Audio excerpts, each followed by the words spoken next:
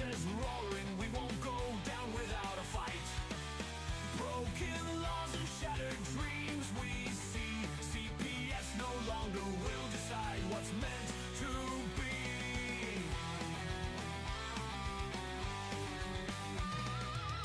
Don't tread on us, we scream into the void. Parents torn apart, families destroyed. We march forward, hearts ablaze with pride. Injustice crushed as we gather side by side. Abolish the chains and break the system down. No more kids for cash in this twisted town. Make parenting great with freedom as our goal. Here Tiff and the Punisher, we're reclaiming control. Constitution rules, we hold it tight. No more tears or endless nights.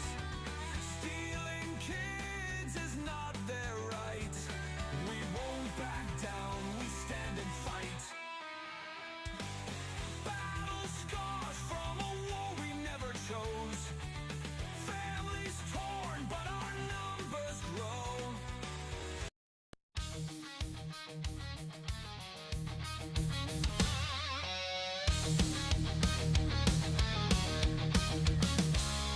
AMP stalking us every day. The roaming eyes aimed your way, exposing their tech knocks. It's their turn to pay. It's time we stand together. Taking your kids is no joke. I don't know who ever spoke, saying you can have our kids, but they are fired. We have rights that we stand on. Time for CPS to be gone. Their services are no longer wanted. There is no reason for our kids to be taunted.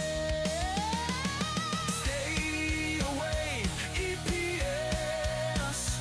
You have no authority. You hear is waxing war on me.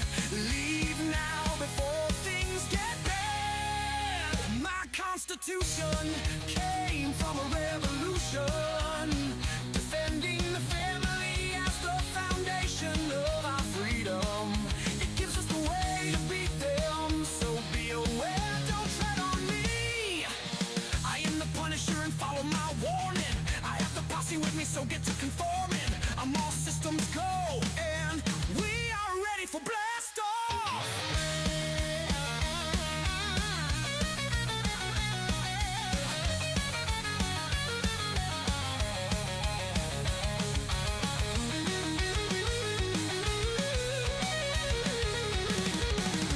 Billy is hiding behind the night, giving EPS a hell of a fight. He's not backing down while they try and steal his freedom. So challenge his will and feel his wrath.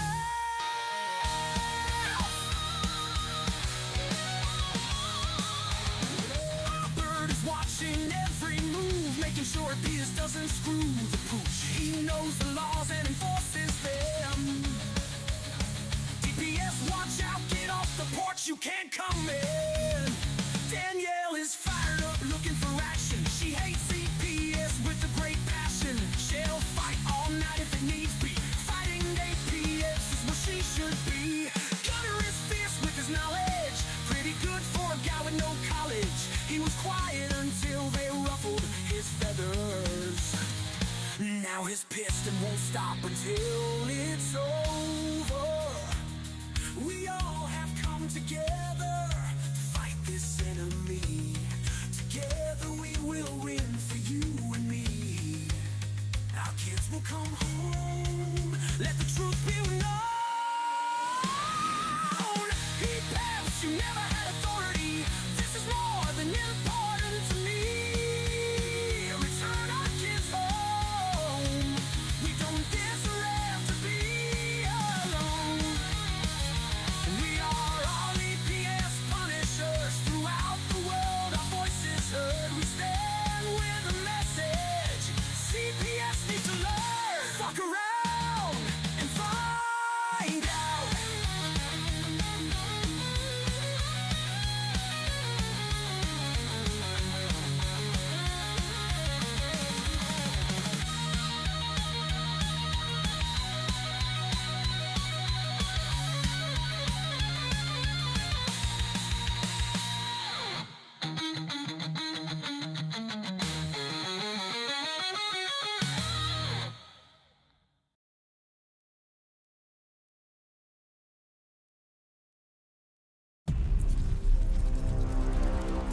I'm just your average parent trying to do right by my kids. Never thought I'd have to, deal with something like this. It was a regular Tuesday afternoon. The kids' toys were scattered everywhere. Then there was a knock at the door.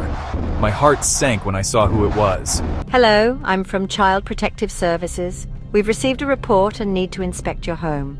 I didn't know what to do. They wanted to come in, look around, talk to my kids. My hands were shaking. I felt like I was doing something wrong even though I knew I wasn't. But then, I remembered something I'd read online about knowing your rights.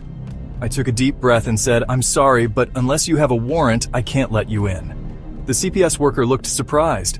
They weren't used to parents knowing their rights. It wasn't easy, but I stood my ground. I protected my family's privacy that day. Remember, when CPS knocks, know your rights. It can make all the difference.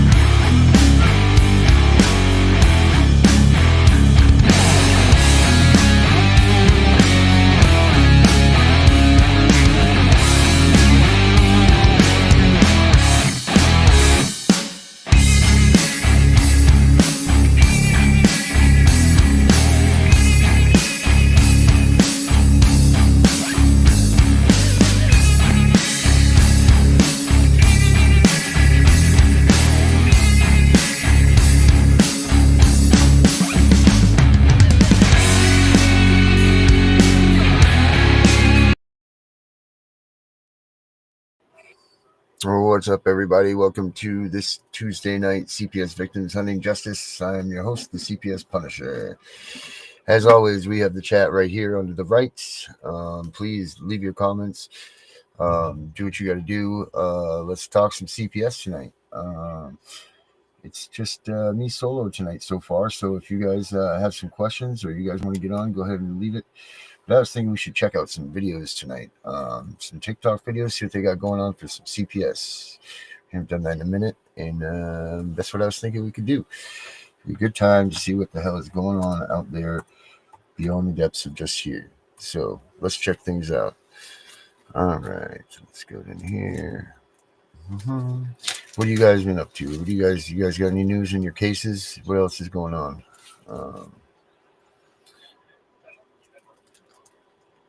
Oh, wait a minute. There we go. Here we go. Let's play this one right here. This is a great one right here. Share screen. Share screen. Boom. Who is it? Federal, What's state, up? or local government can be a part What's of going CPS. on? The truth is, the state is a legal fiction that cannot act, think, or commit an offence. It has no physical form, yet courts treat it as a living entity with rights, while denying those same rights to the people. 1. Sovereign immunity, the ultimate legal shield. The state cannot be sued without its own permission under sovereign immunity. This doctrine stems from the archaic king can do no wrong principle, meaning the government is above the law unless it allows itself to be held accountable. Even when exceptions exist, courts limit liability to ensure the state never truly faces justice.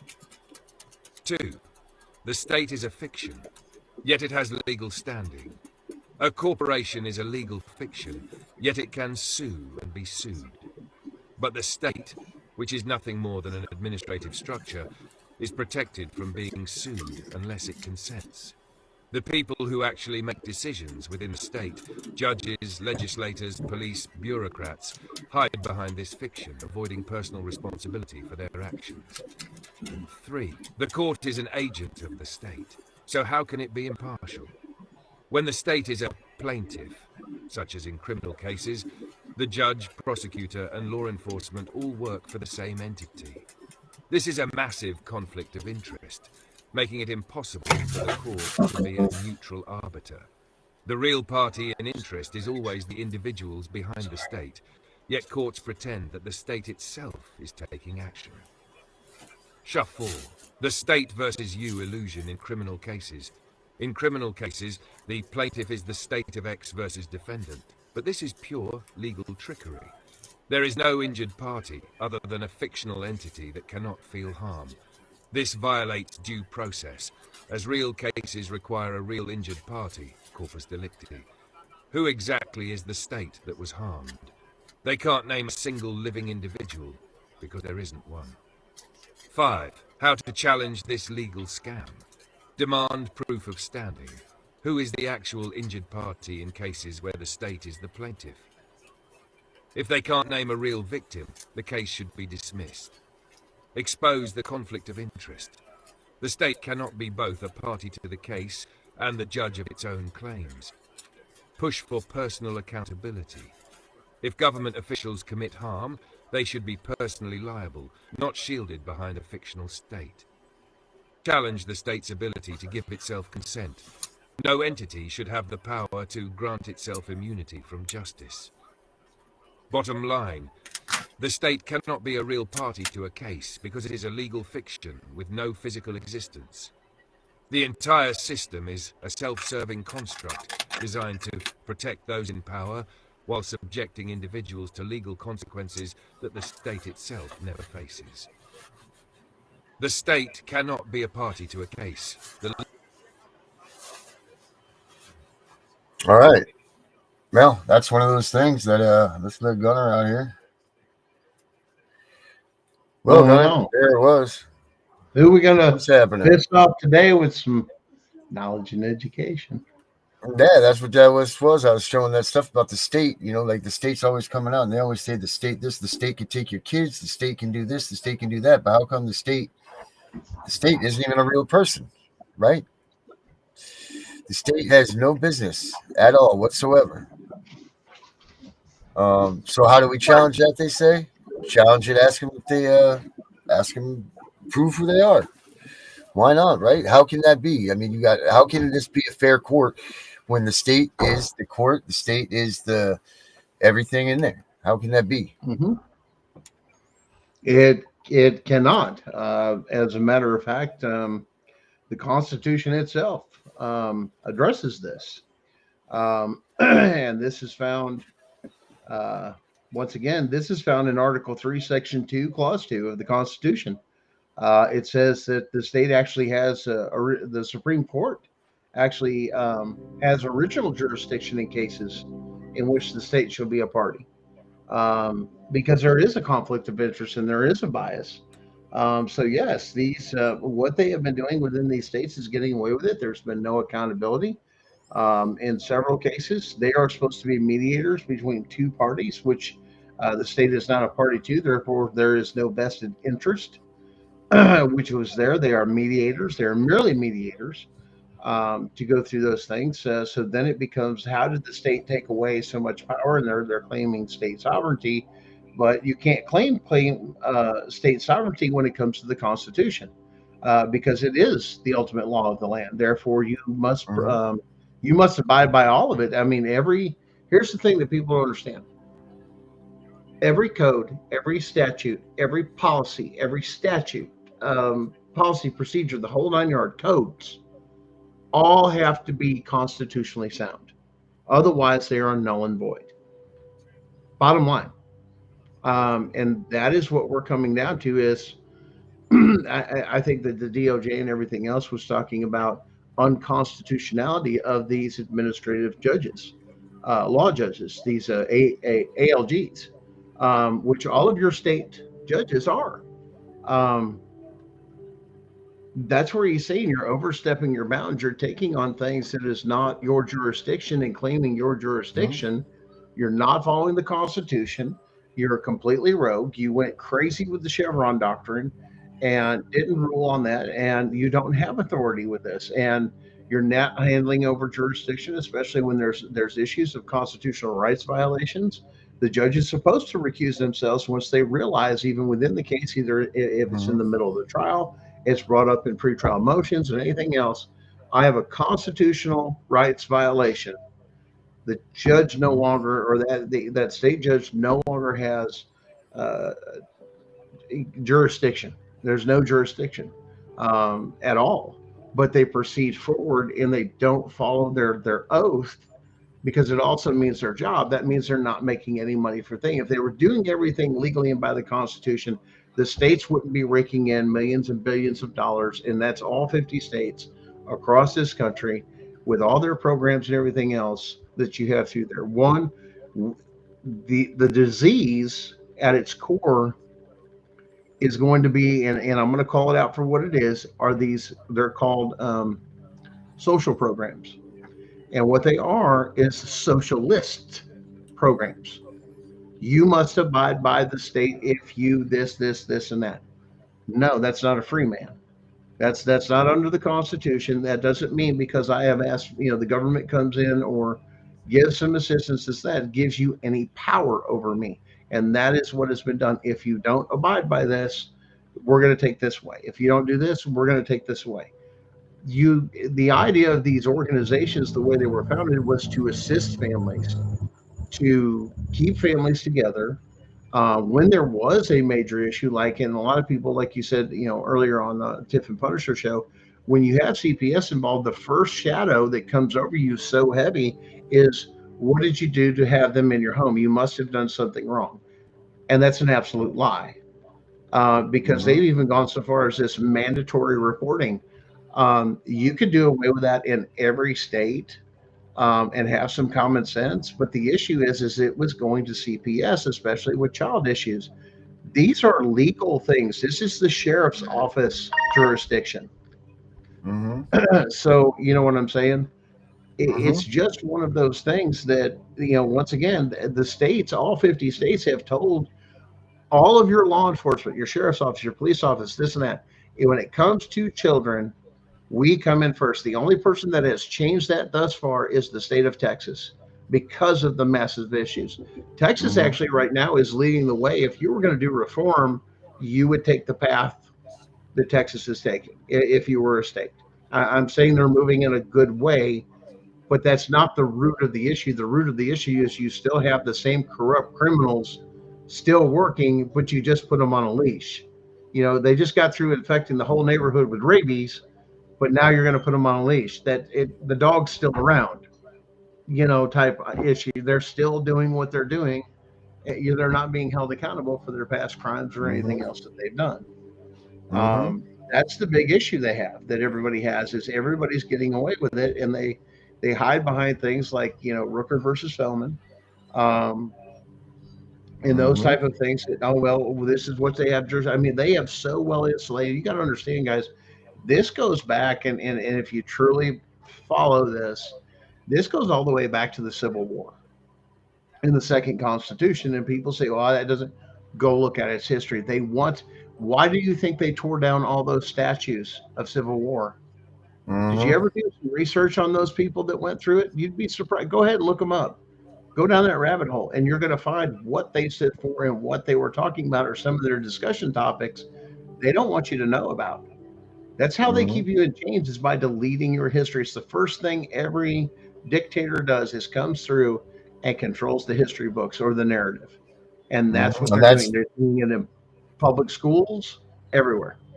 That's what they're doing. These kids will never know what the Civil War was. They won't know what the fight was about. They won't know anything about it, because they're just taking that away. And it's disgusting. Absolutely disgusting. Check this video out, man. Look at this one I just found. Go back to some TikTok ones here. Watch this. Which one was it I just saw here? Now, Darren, you know full well I can't get on TikTok. Oh, but you can view through this little I can view through you. Yes, you can look through me. Although it's very co-conspirator to my banning. Yes, sir. I sure am. Let's see here. Let's take a look here. What we got. The phrase best interests of the child sounds good. Who could argue against it? It's supposed to guide family court judges in custody cases. The goal is to create the best possible future for children, but there's a problem. The standard is vague. What one judge considers best might be different for another. This subjectivity opens the door to bias. It undermines the fairness of custody decisions. Imagine two fathers seeking custody. Both have similar incomes and involvement in their children's lives. One father is a corporate lawyer, the other is a musician. The judge, who believes stability comes from a traditional career, might favor the lawyer. This bias, conscious or unconscious, can have a profound impact. The best interests standard without clear guidelines allows these biases to flourish. This subjectivity disproportionately affects fathers. Mothers are often seen as the primary caregivers. Fathers, even when actively involved, face an uphill battle. They must constantly prove their commitment.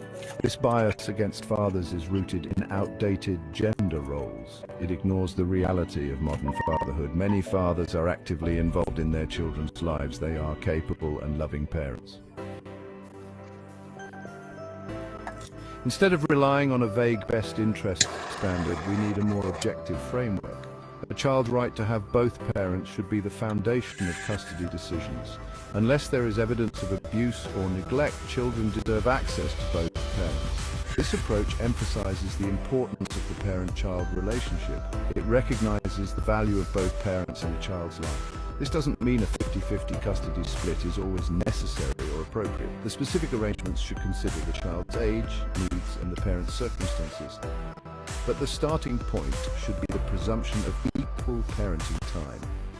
This approach reduces the opportunity for judicial bias.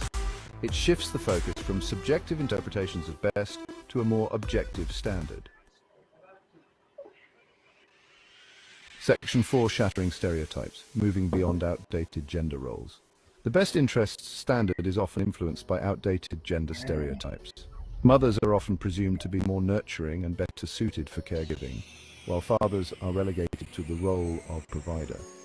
These stereotypes are harmful and inaccurate. They limit the potential of both men and women as parents. We need to move beyond these limiting beliefs. Fathers are just as capable as mothers of providing love, care, and emotional support.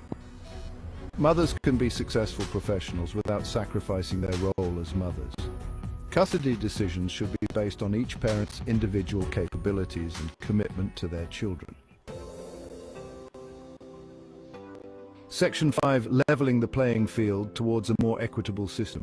Implementing a more objective standard requires legal reform. We need clear guidelines for custody decisions that prioritize a child's right to both parents. This includes establishing a presumption of equal parenting time, requiring clear and convincing evidence to deviate from this presumption, and providing judges with training on gender bias and its impact on custody decisions.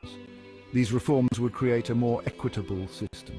They would ensure that custody decisions are based on facts, not stereotypes or personal biases. This approach protects the rights of both parents and serves the best interests of children in the long run. Section 6, a call for reform, ensuring fairness for families. The best interests of the child standard, while well-intentioned, is failing families. It allows judicial bias to influence custody decisions. This results in unfair outcomes for parents and children. We need a new approach. An approach that recognizes the fundamental right of a child to have both parents in their lives. By implementing legal reforms that prioritize equal parenting time and address gender bias, we can create a fairer and more just family court system, a system that truly serves the best interests of all children. Yep. Now that's the thing about the best interest of the child. Did you know that it's up to the phrase judge? Best interest Hold on, let me of get the rid of this child here. sounds So it's up to the judge what they decide. So when they're sitting in those courts with CPS and they're getting the best interest of the child, it's up to what the judge decides is well, it's based on their terms, Bias. what their lives are like, or what they that's not the way it should be at all. Well, and that's the whole unconstitutional part about it, because you have another person that is from a different culture, a different religious upbringing, a different this and this and this and that. You are violating the constitutional rights of just even any of that unless a crime has occurred. Once again, a crime in criminal court not civil bullshit, shouldn't even exist because it's a constitutional rights violation. There's the other thing.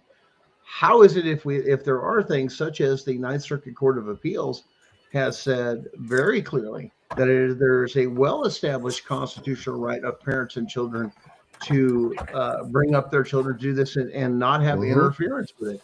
And when CPS comes in, they're basically saying this is not good enough, but then it's up to the sole person of the caseworker to decide.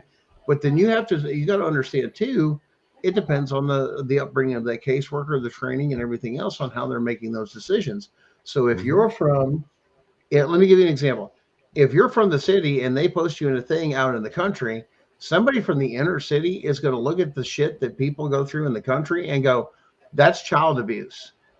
And the country people are going to go, this is our everyday lifestyle. This is who we are. Right. And that's my right. You know what I'm saying? That's my right to protect it. And don't mind the ladies who are enjoying a little treat back here. Mama's back there in the background chilling. Fresh hot brownies with ice cream, boys. There it is. Boy, that's and that in some places would be, the wrong thing. You can't be feeding that to people, and you know what? No way. But no, the best interest of the child standard needs to be thrown out. Period. In the story. It comes down to it real simple. I mean, when it comes to divorce court and everything else, I think it's real simple. 50-50 custody automatically down the line until proven otherwise. And here's the thing that you talked about on the other show. And here's why. Because the person that's actually a piece of shit, and this goes on because we were just talking about with another situation with somebody else, Sharon and I, somebody else that we know, if they even care or if they don't care, they're just going to drop out and they're going to show themselves. They're not going to have anything to do with the child. They're not going to show up for this. They're not going to do that. They're going to do their own thing and forget about that. They're okay. Child support.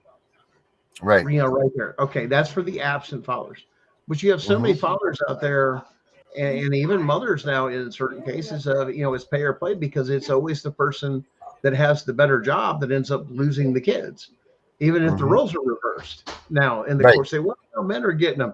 Yeah, but the women have usually got better jobs than what the man has and has more income and they can drain more off of them. This is a scam. 100%. If you've got more money, a better job, access to that, they know you're going to spend that money, your life savings, to just see your kid. And if the judge feels there's this under no thing, well, we're going to go to supervised visits. No, now we're going to go to paid supervised visits. Since when do you have the right, any judge, to say that you get to collect a profit off of my visits, off of my visits when there's no crime been committed or anything else, but it's for the best interest of the child? No, it's innocent until proven guilty, and until then, it's off. I mean, if there's under investigation, yes, we can have some separation there. But once again, these are extreme cases, and that's in the mind of people that all these cases with CPS are extreme cases. And that's not the truth. They are framing people, literally framing people. And when you uncover some of their shit that they're doing and you start down that road, they will bury you. They will put a label on you. They will convict you of something without anything else, just to hide what they're doing, to discredit you from speaking up. 100%. Yes, sir, they will. It's bullshit. Is what it is. Watch this. You seen this one? Let me see here. Which one did I see here? I just was like, let's see. No, Darren, I haven't seen it because I don't have TikTok. Oh, that's right, because you are banned from TikTok. Isn't this nice? Isn't this nice? You look at this is what it looks like, Gunner. This is what it looks like. Do you know how peaceful it's been? I mean, yes, it's entertaining, but at the same time, the amount of stupid that would come through there. I'm just not actually. I'm enjoying my peace and quiet and my reality, to be honest. And I love doing the show and some of the communication, but it's on my terms. It's the same thing as the power of the TV and the remote. Turn it off. Protesters gathering outside the state capitol. Check this. Building And then we have the Family Forward Project is down in Washington right now too. Washington D.C. This week. Yeah, they're doing that. But check Protesters gathered outside the state capitol building this weekend. Come on. This is in Oklahoma. Reform and change from the Oklahoma Department of Human Services. People at this protest were voicing their support for a possible state investigation into DHS, claiming the department's lying and covering up crimes against children. Fox 23's Devin Lyon was at the protest and heard the demands for change. I want to tell you elected officials this. There's a train coming. There's a train coming. You can get off the track, you can get on the train, or you can sit there and get run over. But we're coming, and we're coming after you. For those of you who are hurting children, if you want peace in your gates, you make peace with your Creator, and you stop breaking these families, because there will be no peace, because we will not stop until we have justice in Oklahoma, and children are safe, and families are no longer afraid of their government that's supposed to support them. Thank you for being here. I appeal to Almighty God for justice in the state of Oklahoma. God bless you. Thank you. A demand for change. These are real stories. We have over 6,000 DHS workers in the state, and we're 46th in the nation. Your taxpayers' dollars pay for these people to lay by the pool. Families, abuse victims, and state lawmakers, all taking part in a protest called Take a Stand, organized by Oklahomans for Children's Rights. They're calling for DHS accountability and change. And it's not okay. We have to make a change in the state. And the protective parent is being punished. This protest comes after a House committee order was sent to the State Bureau of Investigation to investigate claims of alleged and widespread lies and perjury in child abuse cases at DHS. It also includes multiple juvenile detention facilities. We told you the OSBI says the committee does not have the authority to order that investigation. But those lawmakers asserted their claim today that they do, and this is only a cry for justice from Oklahomans who have been grieved by the system. I do not represent government to my people back home. I represent my people to government to make sure they are not destroying, walking on, trotting on, or, as I wrote down, perpetrating organized, government-sponsored child trafficking. State Senator Shane Jett and State Representative J.J. Humphrey called for immediate action by state leadership, which included Governor Stitt and State Attorney General Gentner Drummond, whose signatures hold the authority to open the investigation. If the governor can order it, he said, if this is really true, God help us, and I'm always ready for God to help me. But I'm asking, how about Governor, how about you help us and sign an order to do an investigation? We need to do a top-down investigation on the Department of Human Services. When they intentionally do something egregious against a family, like take their children and place their children in homes that they've chosen, that is why we're here, is to make sure that the tremendous amount of power given to state government is not used by state government to hurt the people who gave them that power. As that rally wrapped up at the footsteps of the Capitol building, one parent came up to me and gave me this binder full of what they're calling evidence that DHS has allegedly lied and covered up crimes against children. And they were just one of over 100 people here at this rally calling for accountability. In Oklahoma City, covering news that matters, Devin Lyon, Fox 23 News. We reached out to DHS asking for a comment about the protest, and here's part of their statement. Oklahoma Human Services is committed to protecting the safety and well-being of Oklahoma's children. By law, the agency is not permitted to discuss the facts or circumstance or child welfare case with anyone. What a lame ass. Protesters What a lame this weekend, demanding reform. answer to that, right? What a lame answer to that. Mm-hmm. Can you believe that that's the answer that they would give? That they come back? That's just ridiculous. Did you hear that, Danielle? What's up, Danielle? Yeah. Hey, what's up? That is ridiculous. I mean, why do we not see more states doing this stuff? Why do we not see more places coming into action like this? I mean, there's plenty of us in every one of these states. How are we not getting together and fighting this stuff? This is just absolutely asinine. And I can't believe that we don't see more of this. Right. And I don't see how these states are like in my home state where they're covering it up so good that they just look like a golden state. Like I don't hear nothing about Georgia ever hardly, but I know it's going on. It's just they don't. This governor here, right? And the governor. It's not just the government though; it's the people also. Like people in these, like, where is the outcry for people? Where's the Americans to help us when they've stolen our children? They're nowhere to be found. No one wants to catch CPS. No one wants to have this involved in their lives, you know, and this is what we needed for this movement is the people that don't have children involved or any family involved to pay attention and listen and help us with this fight, but they're not doing it. The ones that just the ones that don't realize what's going on, that don't see it, that don't have a friend or something that's going through it, a family, like just our communities around us. That it's not every day that you run into people that are going face to face with a CPS nightmare. You know, it's not. But and we're just, I mean, a lot of people that I've spoke with don't even realize that it's that corrupt. They look at, I mean, some of them look at me like I'm crazy. Other ones tell me I'm crazy. But you know what? I'm not. I mean, it's like if I'm crazy, then you tell me what's up. I mean, look at, but you're asking me where my son is. So if I'm crazy, why are you asking me where my kid is? But because I just told you, and so I totally get it. Because a lot of them don't see it. They just think we're full of crap, and we're not. So I mean, I just wish more parents that are going through this would speak up too.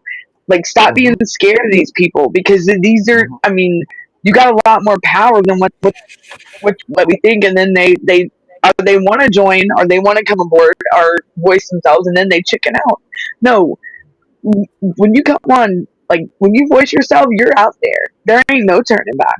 Like, but break. I mean, because it's the truth. I mean, as long as you know you are going out there with the truth and the whole truth, like they say, and nothing but the truth, so help you God. Right. I mean, hello, let's run with it. But because I mean, that's all that we should. I mean, our words are words. That's all we. I mean, that's the way I've always been, like, thinking since I've been in trouble, you know, with the law. I'm on probation. That my word's my word, and they go by my word. So why would I want to sit here and bullshit anybody? Like, because you know, these are our kids. These are our families. What? And then what's even worse is when your own family's doing it to you, and trying to make themselves or trying to look good, and no, like, it's just, it's not right. Not right at all. And we all go through this. Every one of us, you know, like the first thing we do is, like I said, we catch CPS, right? Like your family, your friends, everybody leaves you. And, you know, you're absolutely right. They're like, oh, how's your kid? But then they don't want to take the time to listen to what you have to say about what's going on with it. You know, it's just just turn away. Just turn away. Oh, well, okay, thanks. Have a good day. They don't want to listen to what's going on. So why do they even bother asking? You know? Why do they even, you know, I mean, it's just like, why did you bother asking if you don't want to listen? You know, well, they're even teaching these people how to take and utilize the maximize of the system. Give you an example. Right now, I mean, you take in 2 kids under foster care, you don't have to work. They're going to pay your housing. They're going to pay your grocery bill. They're going to pay your light bill. They're going to pay everything for this stuff and put money in your pocket. So it's a profit to do it. And the more kids you take on, the more you have. Here's the key. These are people that are fully able to go to work and actually carry a damn job, but they don't want to do it. And these are people I know that have foster kids. This is what I do all the time. No, you should be a productive member of society instead of babysitting somebody's kidnapped children. I mean, you really need to think about this, because here's the thing. They want to do away with and using these social programs to lessen the amount of and tighten the requirements for people to get food stamps, which is actually aid for people to do that, and direct those food stamps or those SNAP programs over to the foster care system, to where they absorb and suck as much of that dry with all these foster kids. So now they're benefiting somebody, and they're paying them to do this stuff, and incentivizing them and saying, look, you don't even have to go to work. You can sit down. That's what social programs do. They don't encourage you to get back and be a productive member of society. They need to redo that particular system as well. All the social programs, completely, food stamps, all of it, give you help with this and that. At the same time, you know, that's like somebody, you know, I saw this little clip here that somebody that was homeless and goes to the homeless shelter, and he was bitching and moaning that there was 5 days in a row they had spaghetti. Well, what? I mean, he's getting exactly. You see, like these things. I mean, wow. Yeah. But that's, you see how they're milking that one sense of the system, because it's the only thing. Why? Those social systems under like Social Security or anything that's under those things, they're socialist programs. They shouldn't even be in our constitutional republic. You should have ways to help you when you have on hard times and everything else, and then get back into the system. The only thing other things for is people that can't. Well, then you have people. Hey, and here's the funny thing: do you know it's easier to get Social Security disability if you have a mental health problem rather than a bodily injury or anything else? Yeah, really? Yeah, I've heard people say that. Yeah, and I guess that covers all of us. No appeal, no nothing, goes right through the psych thing. Why? Because what does that do? It automatically, and guess who's on board with that too? Big Pharma. Why? Because if you're psychologically disabled, who's getting the money? The psych doctors. Yes, and it's funny you say that, Jonah, because I did it like a test run because my brother is disabled. He's psychologically and he's physically. His memory is totally shot, and he's mental health, and he is physically disabled. Well, I went on the Social Security side, and I was like, what? Because his claim has been taken forever, and then they denied him. So it was in there for like 3 years, and then they denied him, and I'm like, but yet they went and never scheduled doctors or nothing. But yet the state won't give him insurance either because they said he's got an open claim with Social Security. What the? Hello? Like he can't get nothing, no help at all. So I mean, we pay out of pocket for this, which I'll do anything for my brother. So I went on the Social Security site and I went up for Social Security. Do you know they went ahead and pushed mine through within 2 months? And I'm like, I told them, I said no. I said they said I was 100% qualified, but yet my brother. I said y'all are full of. I said that is ridiculous. I said my brother is. I said wow. Because they would rather take fully capable people that can still do some sort of physical work or add to society and take them out of the job market 100%. And I mean, I just could not believe that. And I mean, I can like my poor brother. He's still. They denied him, and now the appeal. We're not hearing nothing. So I'm like, I mean, heck, he's been on me for 10 years, and he just applied for it like 3 years ago when I finally, before he went to Florida for a month just to visit. But yeah, he said he had to get away from me for a minute, so that's fine. Broken. I couldn't imagine.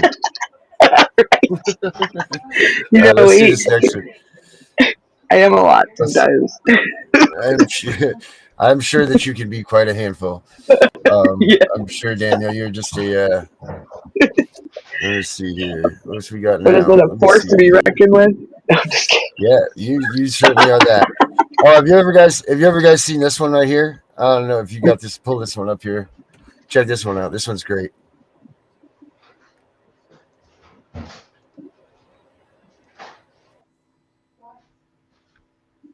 Forth in this case. Oh shit. The appellate court.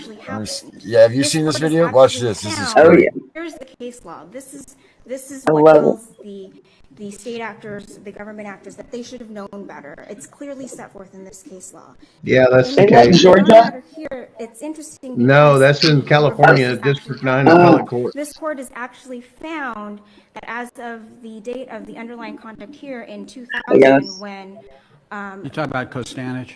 That is correct. Costanich deals with foster care licenses and guardians, not natural children of parents. Costanich deals with the underlying liberty interest of a 14th Amendment claim, which is the same for foster parents. For foster parents. That is true. A guardianship. And guardianship, not natural parents. It seems to me that as early as the 1940s, the United States Supreme Court has held that there is an absolute liberty interest, a fundamental liberty interest that parents have in the care, custody, and control of their children. That's been on the books forever. I have a whole bunch of Supreme Court cases I could read from. That's just going to waste a lot of time. They have that fundamental constitutional right. So well and it cannot be impaired without due process of law. And where the qualified immunity analysis and the clearly established law plays into this is, do we have case law that tells us that? No. You've read Help versus Pelter. There doesn't have to be. Listen to what he says, though. There can be other ways of showing that it's clearly established. Case law is not an absolute requirement. Right there. It is. Have you read Hope versus Pelzer? And all the other cases that talk about that? Yes, Your Honor. Okay, there does not have to be a case on all fours. You're correct. Correct. There does not have to Okay. be a case on all fours. Right. What isn't clearly established here? The fact that what's what Costanza says. What's not been clearly established in the year 2000 when this removal occurred was the idea that the right to be free from deliberately fabricated evidence in civil child abuse proceedings that result in the deprivation of a protected liberty interest, the same liberty interest that's at But it's not the same liberty interest because this was a parental liberty interest. Fabricated it's evidence. Did you hear what she said? biological Fabricated. versus Arguing about That's huge. fabricated evidence. That's gigantic in terms of what somebody could appreciate and understand. How in the world could a person in the position of, we have to take the facts as they're pleaded in the light most favorable, so, we're not trying the case. But how could a person in the shoes of your clients possibly believe that it was appropriate to use perjury and false evidence in order to impair somebody's liberty interest in the continued care, to custody, live with and raise your control of children. that person's children? How could they possibly not be on notice that you can't do that? I Because they're understand. buying How and could selling that children for possibly profit. be? I understand the argument that it seems to be common sense and our Because there's It's no more than due common process. sense. It's statutes that prohibit perjury and Right. submission of false evidence in court cases. state statutes. Are you Which telling me binds that the a government person in your official. client's shoes couldn't understand you can't commit perjury in a court proceeding in order to take somebody's children away? Of course not, Your Honor. Of course not. Isn't the case over then? And the case is over. Because Because So why are we Costanich here is today? distinguishable in my view. How in the world Costanich deals with a secondary, foster care? That's a whole strange thing. It's not a person's real child. even if Costanza And is guardians, the same thing. Noticing that Even they if don't Costanza recognize the is difference between family there and any is- other entity. Right. thus far, we have not been presented with any clearly established right that tells us that what our clients did, which is remove the children pursuant to a court order. No, but what they're accused of doing and what the issue is here is committing perjury in a court to take away someone's children. And you just said that's obviously not okay to do. According to our moral compass and our ethical guidelines, but what we're here to decide is the constitutionality of it, and we look to the courts. You mean due process is somehow consistent with a government official introducing perjured testimony and false? How is that consistent? I mean, I hate to get pumped up about this, but I'm just staggered by the claim that people in the shoes of your clients wouldn't be on notice that you can't use perjury and false evidence to take away somebody's children. That to me is mind-boggling. In criminal proceedings, we know this to be true because that. No, like criminal proceedings, it's court. See how it's a she played court right there? proceeding. Not criminal, There's a we're in liberty civil interest, court. a Remember, this is fundamental where we liberty play. interest at stake. Please say the words And that. on the reverse side, the state. And you're telling also- us that these officials who do this all the time couldn't be on notice that you can't commit perjury and put in false evidence. I understand broadly the principle that common sense tells us that lying is wrong and lying to. Yeah, but it's more than common sense. We're not using common sense. We're using statutes, for example, against this kind of behavior. I was not presented, I have not been seeing any federal Shut law, down on case both law, or statute law that tells and me common law. that in this situation that we were faced in, which is what we have Well, to say your look at. Slam the clients door are on hired. Here's the case law. This is what tells the state actors. the And what government was that? actors What they case should was know that, better. Darren? It's What's it clearly say there in the set forth corner of this the judges? That in one order is- here, it's interesting. Hardwick because versus reverse has actually Hardwick happened. versus This court Marcia actually Vrikin. found that Yep. as of the date of the underlying We're just conduct in the here in chat. 2000, Let's when, put that in the chat. Yeah, Talk so about the people can Costanich. look this one that up. is And Spanish deals with there was- foster care licenses and Yeah. guardians, not natural children of parents. I can't Costanich see deals it with from here. Where the Hold underlying on. I got it. liberty interest It's of Hardwick 14th versus Marcia Amendment Vrikin. claim, Let me write which this is the down. same. For foster For parents, foster though. parents. That is true. A guardian. So that's that. This is. How many of you out there had this same shit happen to you guys in your yeah. cases, right? Definitely. Yep.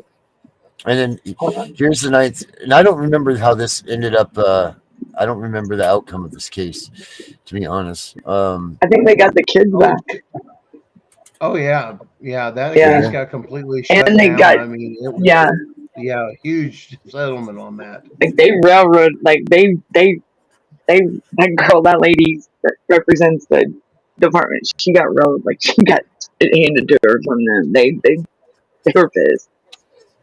I mean, and that's what you call real right there, them judges. I wish we still had something like that. Wouldn't it be great if we had something like that around, right? Yeah. Let's see. Let's pull up one more here before we got to get out of here. That was the Marcia book. Okay. Oh, sorry. What was it? Hard work versus who? Marcia Vreken? Vreken. Yeah. Presley Mark Vreken. Okay. I'm putting it in there. Marcia Vreken. All right. All right. Let's Yeah, check there we this go. out. What this lady has to say here. Here we go.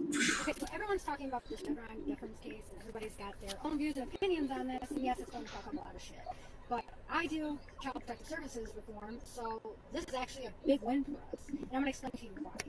So here are some potential avenues for reform in Child Protective Services. 1, legislative clarification. We all know we need that this week, don't we? So having legislative clarification, that'll make sure that we have clearer laws.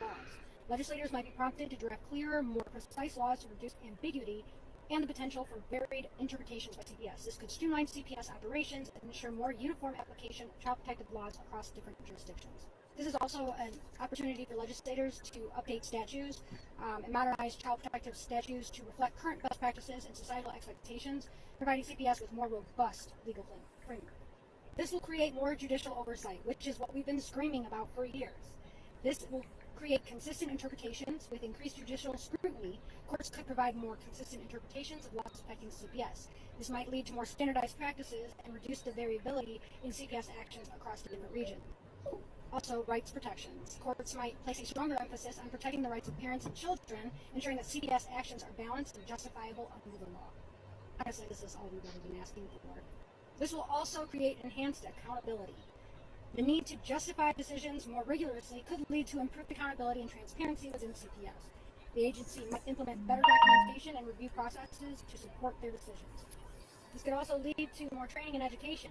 CPS staff may require additional training to understand and navigate the legal landscape more effectively, ensuring that they are well equipped to implement laws accurately and consistently. I think that this will also divert a lot of the money that's going to CPS for removing children, and that money will be more diverted for resources like legal counsel, because they're going to have an attorney with them every step of the way, or else you might as well just have an attorney be a CPS worker, because they're the ones that know the law. This will also lead to evidence-based policies, more policy development. Without Chevron deference, CPS might rely more on evidence-based policies and practices that can withstand legal scrutiny. This could drive the agency to adopt methods and interventions that are demonstrably effective in protecting children. And then we have stakeholder engagement, which this kind of goes great with the bill that was just introduced. For every CPS case, you have a child advocate or a parent advocate, some kind of advocate on the case. That's what I do. So this would be stakeholder engagement. CPS might engage more with stakeholders, including legal experts, child advocates, and the communities they serve, to develop policies that are legally sound and socially responsive. So Michigan, whoever is going to be doing the stakeholder engagement, my name is Erica. I'd like to be invited to the table. And I think I already mentioned this on resource allocation. Increased judicial involvement could lead CPS to allocate more resources to legal departments, ensuring that they are prepared for potential litigation and can effectively defend their interpretations and actions. This will lead to operational efficiency. It will reduce the burden of legal challenges. CPS might seek to optimize their process and reduce administrative inefficiencies, potentially improving overall service delivery. So pretty much this Chevron deference doctrine could drive CPS to operate with greater legal precision, transparency, and accountability, potentially leading to more effective and equitable child protective services. It can positively impact CPS and the families that they're supposed to help in many different ways. So without the Chevron deference, CPS decisions would be subject to greater judicial scrutiny, encouraging the agency to be more transparent, accountable in its decision-making process. This could lead to more meticulous documentation and justification of actions taken to protect children. Already been brought up, the clear legislative guidance, the need for more precise laws. That would give us the more precise laws that we need, reducing the ambiguity in legal framework governing CPS. Clearer laws could help CPS operate more effectively, ensuring that their actions are consistent and legally sound. that is something that CPS definitely does not want to do. I am sure that they are freaking out right now. We already discussed the consistency and interpretation, so we're going to move on to emphasis on evidence-based practices.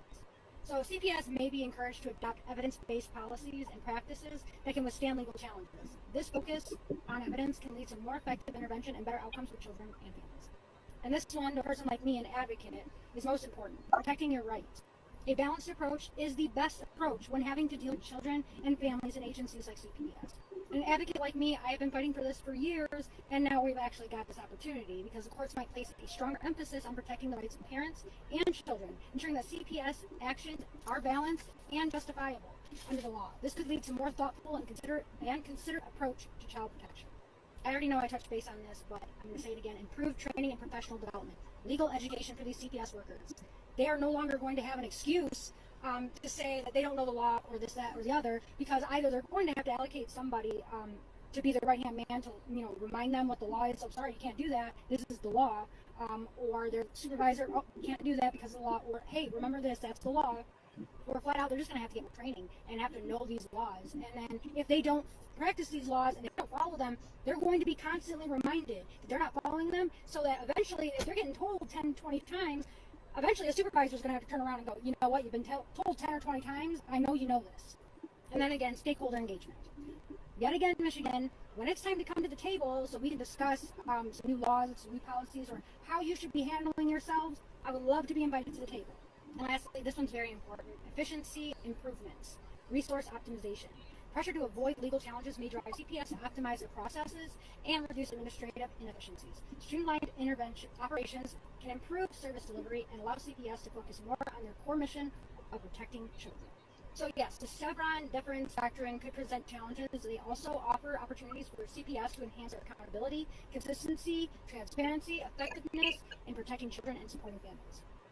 Pretty much the Chevron deference doctrine pretty much put CPS and families at a more of a level playing field.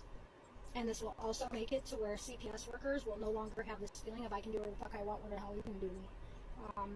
So yeah, I think this would be great, and I also think that we need to get rid of immunity, because that would be great, because these people run around thinking that their shit don't stink and that they're immune to everything, and I feel like that they need a big fucking kick in the back of the head to tell them, no, what you do matters, and if you do something wrong, we're going to get you.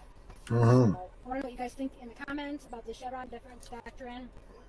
What other agencies or areas you think that this could help, and what areas you think that this would not help in. And let me know what you think in the comments. All right. Thoughts? Hey. I mean, I know we talked about using this. I mean, it was still right. Oh, we lost Gunner, huh? Gunner went away? Yeah, he said he'd be right back. Oh, we lost Gunner. Yeah, well, the Chevron talks about, you know what? It also talks about that they need to rule without the authority of the opinion of the caseworkers. Like it's no longer like at the opinion or the, how many people have been in their cases and they lose because they say, oh, well, I don't think they broke the law, but the caseworker, errs the side of caution and says blah, blah, blah, blah, blah. Well, they can't do that any longer. They can't do that any longer. Chevron doctrine was overturned. That's what Obsidian says. Mm-hmm. So, that's just very important things that people need to address with their lawyers when you are talking about CPS cases. Bring that up to your lawyer and let them know that, hey, pay attention to this stuff.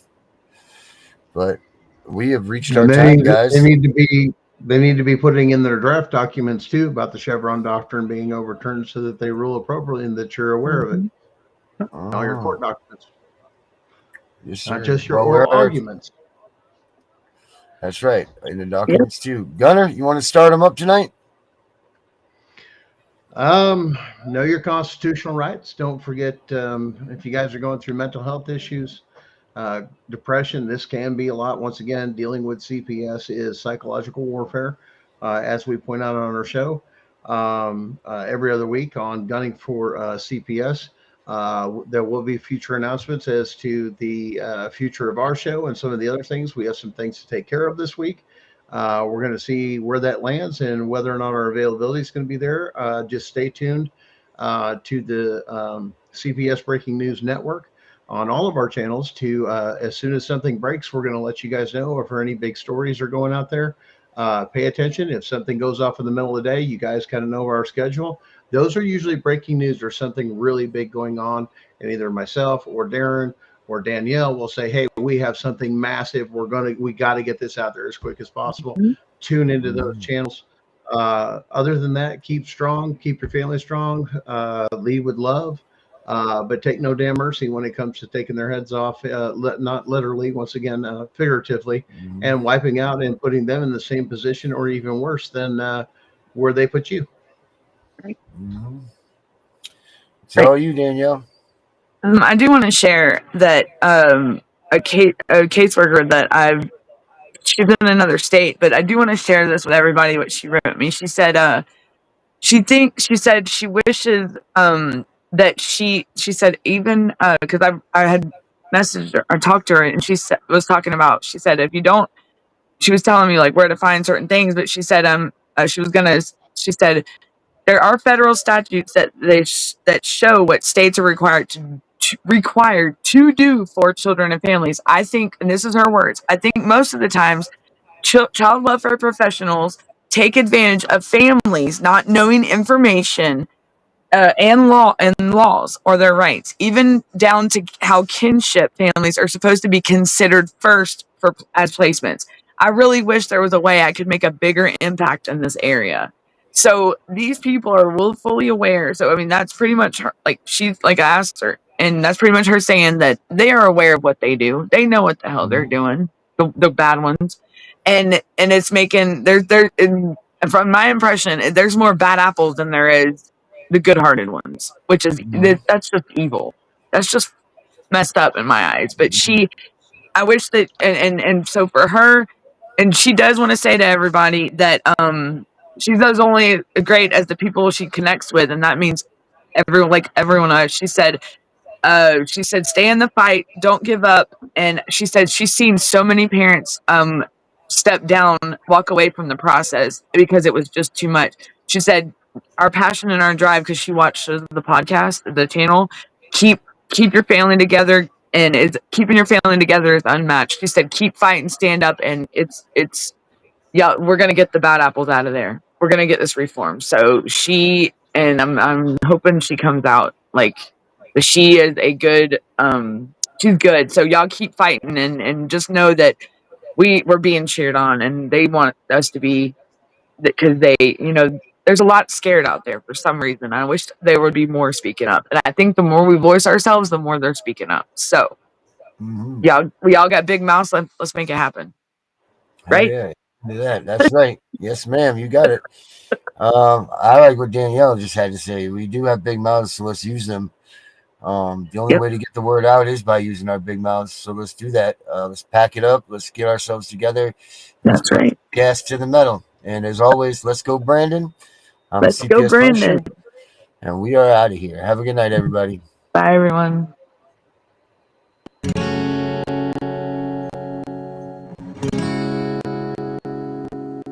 Let's go.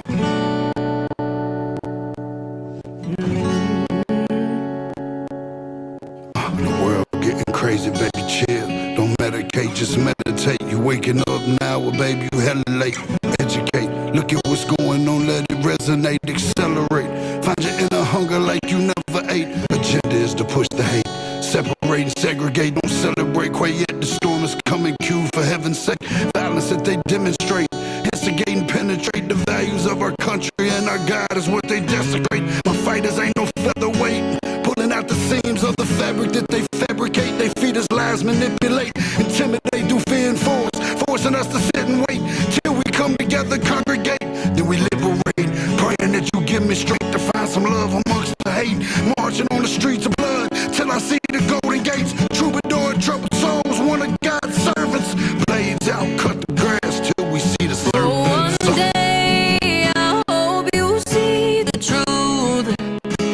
This puppet show is stays on because of you fools. We've been dancing with the devil way too long. I know it's fun, but get ready to pay your dues.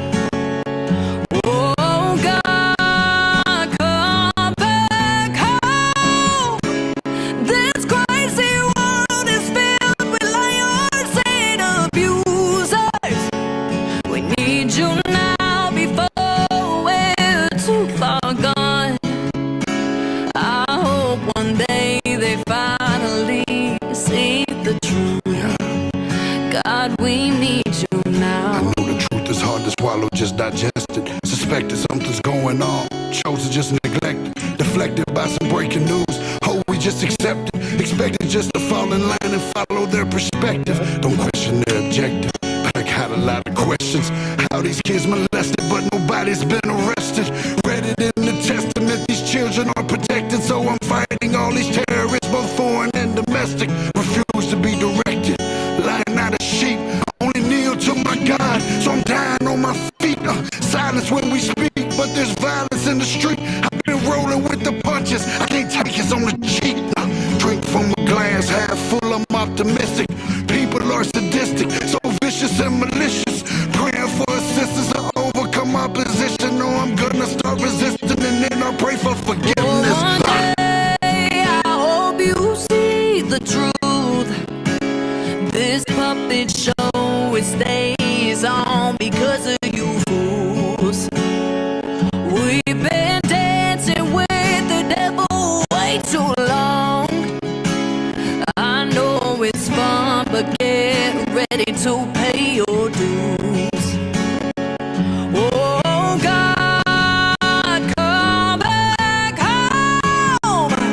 This crazy world is filled with lions and abusers. We need you now before we're too far gone. I hope one day they finally see the truth. God, we need you now. We need you now.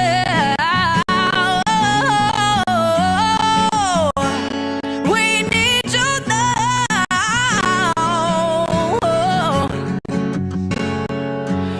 One day, one day, one day, I hope you see the truth. This puppet show, it stays on because of you fools. We've been dancing with the devil way too long. I know it's fun, but get ready to pay your dues. Oh God, come back home. This crazy world is filled with lions and abusers. We need you now before we're too far gone. I hope one day they finally see the truth. God, we need